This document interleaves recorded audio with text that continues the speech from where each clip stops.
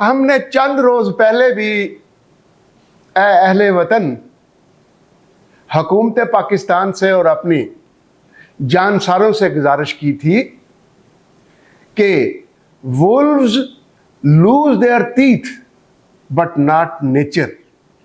चोर चोरी से जाए, हेरा फेरी से ना जाए। भारत की एक ऐसी ही नस्ल है जो वहाँ हुक्मरान है, वो ना चोरी छोड़ेंगे और ना ये आदत छोड़ेंगे। अब उन्होंने किशन गंगा बगलीहार डैम, अब किशन गंगा का पानी रोककर भारत जो हमारे नीलम जेलम प्रोजेक्ट को, जहां से हमें 700 से 800 मेगावाट बिजली मिलती है और भारत इसे रोकने का कोई जवाब नहीं रखता, ये इंडस ट्रीटी के तहत बना है।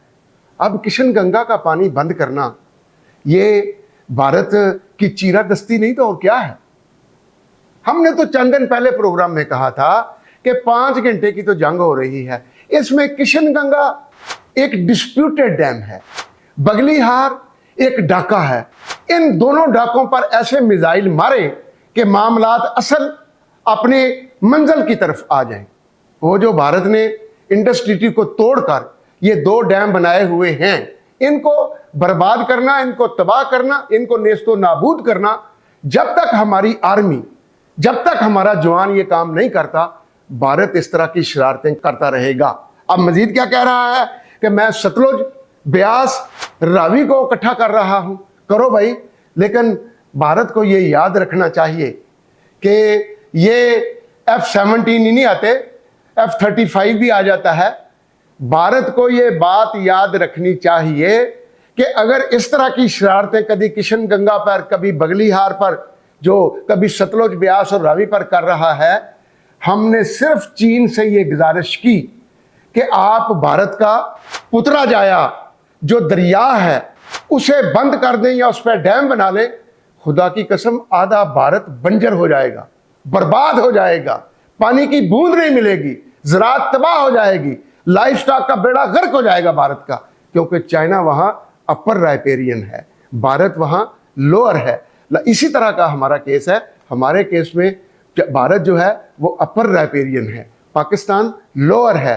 लिहाजा भारत को बैनुल अक़वामी जो ज़ाब्ते हैं, दस्तूर हैं, उनका ख्याल करना होगा। अगर ना किया और चाइना से, नेपाल से पानी भारत का बंद हो गया, वो अपर राइपेरियन हैं, तो भारत सोच ले कि क्या फिर 125 करोड़ अवाम को रोटी कहाँ से देगा, रोजगार कहाँ से देगा, उनको बिजली कहाँ से देगा, उनको पानी कहाँ से देगा, उनको दूध कहाँ से देगा। और जिस मौत तब वो मरेंगे।